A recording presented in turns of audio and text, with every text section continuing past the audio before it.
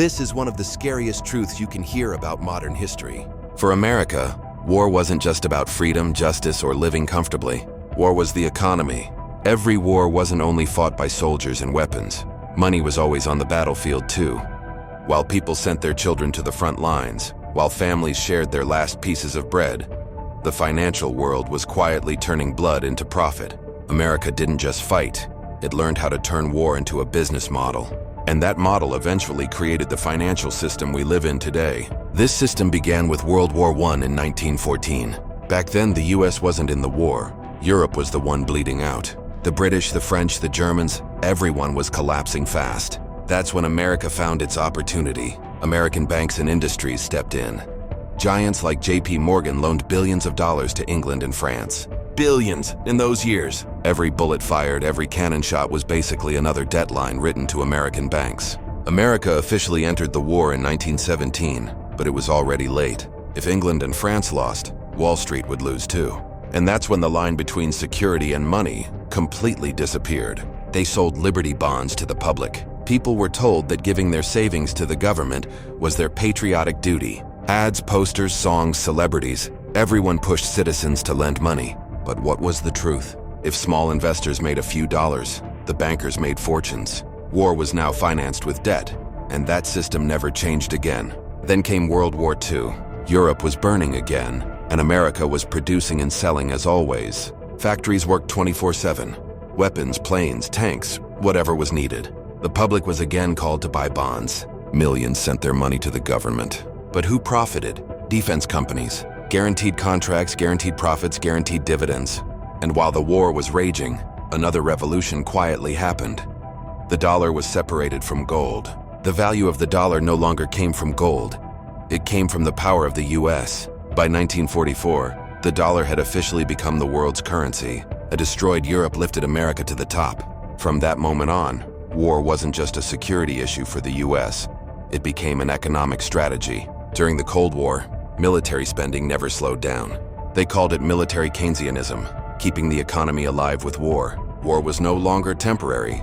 It became the heart of the system. And in such a system, more war always meant more money. Banks won, corporations won, politicians won. And the public? They paid the price: inflation, taxes, debt. By the time Vietnam came, the system was already settled. Hundreds of billions were spent. People died, the war was lost. But the companies? They always won. In 1971, the gold standard ended completely. The dollar was now backed only by trust and American power. Vietnam didn't just reshape geopolitics, it reshaped money itself. Then came the oil crisis and the petrodollar system. Oil would be sold in dollars, and the US would protect this system with its military. Money and war became fully intertwined. In the 1991 Gulf War, defense companies' stocks went up every time a bomb exploded on live TV. The war literally became an advertising campaign. Then came 9/11 and the war on terror. The money spent on Afghanistan and Iraq, $6 trillion. With that money, entire countries could have been rebuilt. Generations could have received free education. But where did the money go? Guess to the defense giants. Bonds were sold again. The Fed kept interest rates low. Debt grew. And as always, the public paid the price. Most wars were lost.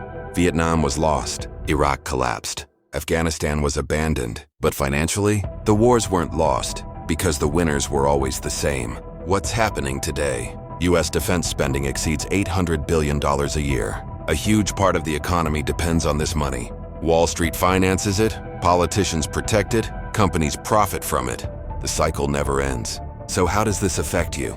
With the money in your pocket, with market prices, with the taxes you pay, with your standard of living. Because war is no longer an event, it's the hidden background engine of the system. Even if bombs aren't exploding, the money machine keeps running. Real financial knowledge isn't just budgeting or learning how to invest. The real question is, who built this system? Who does it serve? And why does this cycle never end? Economic history is human history. It's the story of sacrifices, rising empires, collapsing orders, and the story of the money machine running behind the curtain. Next time someone tells you war is for freedom, remember this. War is also balance sheets, interest payments, and corporate profits. History may not repeat itself, but the financial system has built a structure that always works the same way, and the public always pays the price.